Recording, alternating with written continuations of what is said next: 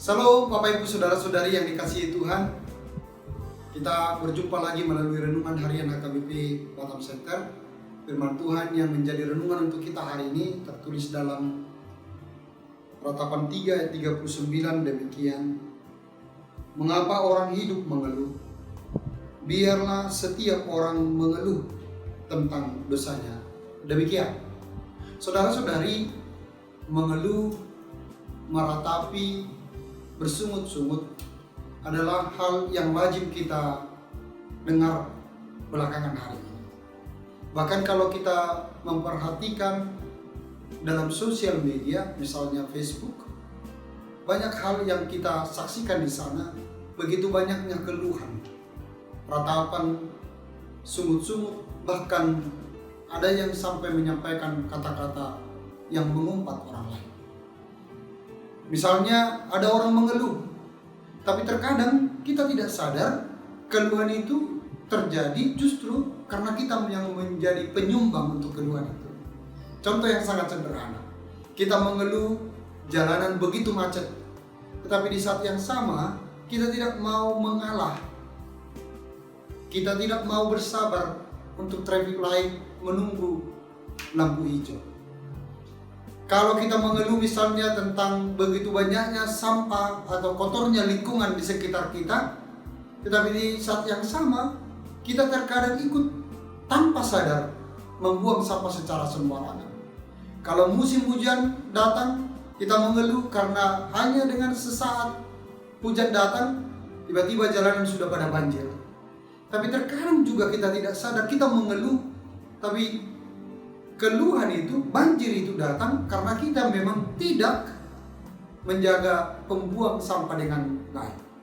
Sehingga untuk apakah sebenarnya kita mengeluh jikalau keluhan itu adalah bagian dari apa yang kita lakukan.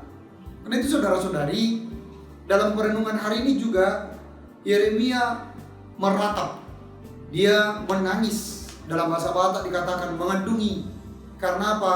Karena dia melihat bagaimana orang-orang Israel umat Tuhan begitu banyak mengeluh, begitu banyak bersungut-sungut ketika mereka menghadapi kehidupan yang sulit, kehidupan yang sangat terbatas karena keterbuangan. Namun di saat yang sama, Yeremia mengingatkan mereka dalam ratapannya, mengapa kamu harus mengeluh? Mengapa kamu harus bersungut-sungut? Bukankah harusnya dosanya yang harus dikeluhkan?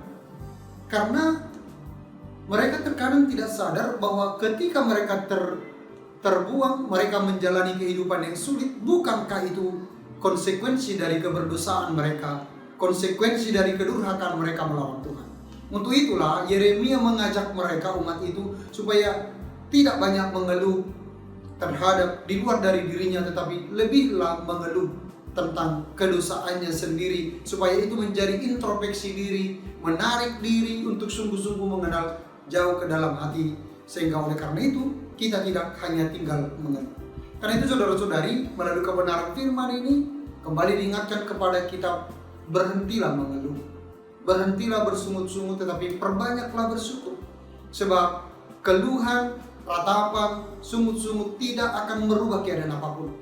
Tetapi dengan bersyukur walaupun kita mengalami kesulitan, dengan bersyukur walaupun kita mengalami keterbatasan, paling tidak kita memiliki semangat yang baru untuk keluar dari keterbatasan itu. Tetapi ketika kita hanya tinggal dalam keluhan, justru keluhan itulah yang akan semakin menimpa kita. Akhirnya kita semakin jatuh dan kita tidak bisa bangkit lagi. Sama seperti peristiwa Paskah yang membuat semangat baru bagi seluruh murid-murid, mereka bangkit, mereka semangat kembali. Demikianlah kehidupan kita, supaya kita belajar senantiasa bersyukur dalam kehidupan kita, dalam keterbatasan sekalipun, dan berhentilah mengeluh serta bersungut-sungut. Tuhan Yesus memberkati. Amin.